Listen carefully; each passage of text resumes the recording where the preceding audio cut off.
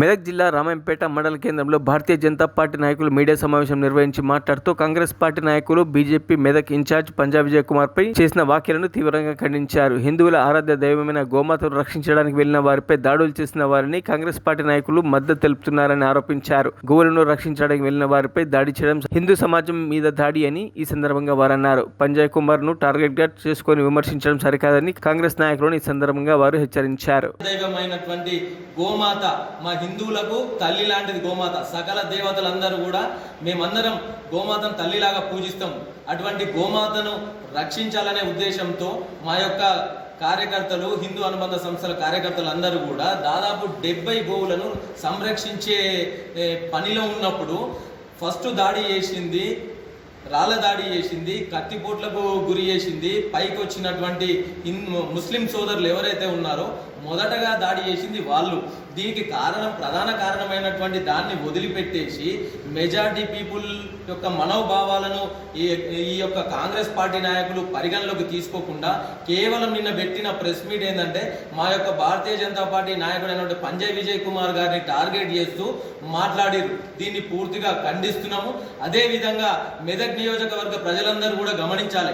ఈరోజు కాంగ్రెస్ పార్టీ నాయకులు ఎవరైతే ఉన్నారో వీళ్ళు పెట్టిన నిన్న ప్రెస్ మీటు కేవలం ముస్లిం సోదరులను దృష్టిలో పెట్టుకొని వాళ్ళ మెప్పు కోసం పెట్టిన ప్రెస్ మీట్ మాత్రమే అని చెప్పేసి మీ యొక్క పత్రికా మీడియా ముఖంగా జరిగినటువంటి కాంగ్రెస్ పత్రికా ప్రకటనలో చూస్తే కొత్తగా వచ్చిన వాళ్ళు పార్టీని చేస్తున్నారు అంటూ ఇంతకుముందు గతంలో ఇదే మైనంపల్లి హనుమంతరావు వాళ్ళు అని పంజా విజయ్ కుమార్ ఒకటే పార్టీ నుంచి విడిపోయి అతను కాంగ్రెస్లోకి వెళ్ళిండు, ఇతను బీజేపీలోకి వచ్చాడు.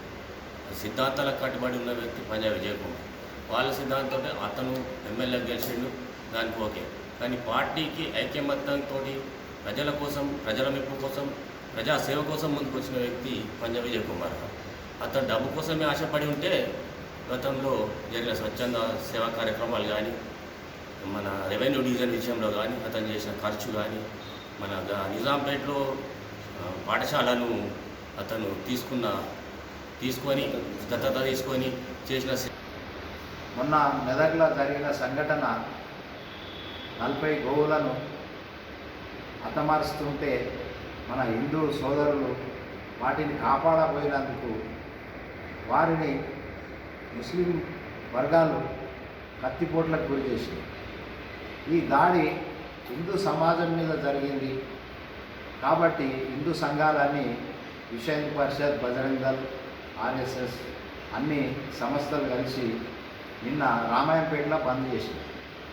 ఈ బంద్ చేసినందుకు కాంగ్రెస్ వాళ్ళు ఏం ఖండిస్తున్నారంటే హిందూ సమాజం మీద దాడి చేసినందుకు ఖండిస్తలేరు.